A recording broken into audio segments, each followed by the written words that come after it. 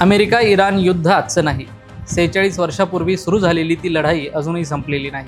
अमेरिकेची युद्ध नौका, इराणच्या धमक्या, हॉर्मुझ समुद्रधुनीवरचा तणाव आणि जगभर वाढलेली युद्धाची भीती. आज अमेरिका आणि इराण पुन्हा एकदा एकमेकांसमोर उभे ठाकले आहेत. पण तुम्हाला माहिती आहे का, या संघर्षाची सुरुवात काल परवाची नाही, तर तब्बल 46 वर्षापूर्वी एका धर्मगुरूने अमेरिकेला दिलेल्या आव्हानातून झाली होती.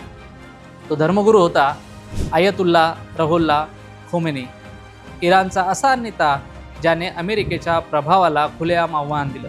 अमेरिकन दूतावास ताब्यात घेतला, 52 अमेरिकन नागरिकांना तब्बल 444 दिवस ओलीत ठेवलं आणि संपूर्ण जगाला हादरवून सोडलं. पण हा खामेनी नेमका कोण होता आणि आज अमेरिका इराणमध्ये जे काही युद्ध सुरू आहे त्याची बीजं त्यानेच कशी पेरली? चला जाणून घेऊया. 1902 मध्ये इराणमधील खामेन या गावात सय्यद आयतुल्ला खामेनी याचा जन्म झाला. लहानपणापासूनच धार्मिक शिक्षण घेतलेल्या खामेनीने पुढे स्वतःला इस्लामी विद्वान म्हणून स्थापित केलं. त्या काळात इराणवर शाह मोहम्मद रजा पहलवी यांची सत्ता होती. शाह देशाला आधुनिक बनवण्याचा प्रयत्न करत होता. पाश्चिमात्य संस्कृती, महिलांना अधिक स्वातंत्र्य, आर्थिक सुधारणा. पण खामेनींना वाटत होतं की या बदलामुळे इराणची इस्लामी ओळख नष्ट होत आहे. त्यांनी शहा यांच्या धोरणांवर कठोर टीका सुरू केली. परिणामी त्यांना अटक झाली आणि नंतर देशातून हद्दपार करण्यात आलं. पण निर्वासित असतानाही त्यांचा प्रभाव कमी झाला नाही. त्यांची भाषणं, ऑडिओ कॅसेट्स आणि संदेश गुप्तपणे इराणमध्ये पोहोचतच राहिले आणि हळूहळू शहाविरोधी जनमत तयार होत गेलं. पुढे इराणमध्ये इतिहास घडला.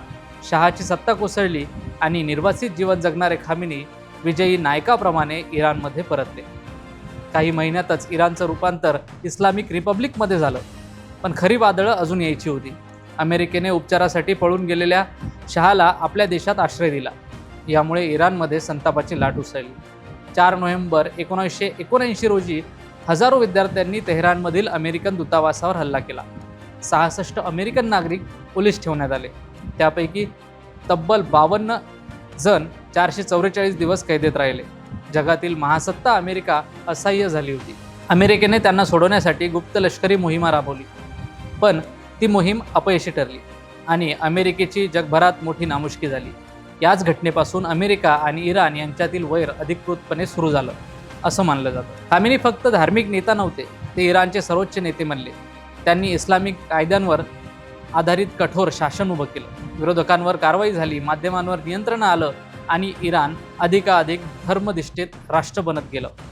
पश्चिम जगापासून अंतर वाढत गेलं. अमेरिका आणि इराण यांच्यातील संघर्ष आता फक्त राजकीय राहिला नव्हता, तो विचारसरणींचा संघर्ष बनला होता. एका बाजूला अमेरिकेचं उदारमतवादी लोकशाही मॉडेल आणि दुसऱ्या बाजूला खामेनींचं इस्लामिक क्रांतीचं मॉडेल. आता प्रश्न पडतो, आज अमेरिका आणि इराणमध्ये जो तणाव दिसतोय त्याचा खामेनींशी काय संबंध? उत्तर आहे खूप मोठा. 1979 मध्ये सुरू झालेला अविश्वास आजही संपलेला नाही. अमेरिका अजूनही इराणमध्ये अणु कार्यक्रमाबद्दल संशय व्यक्त करते.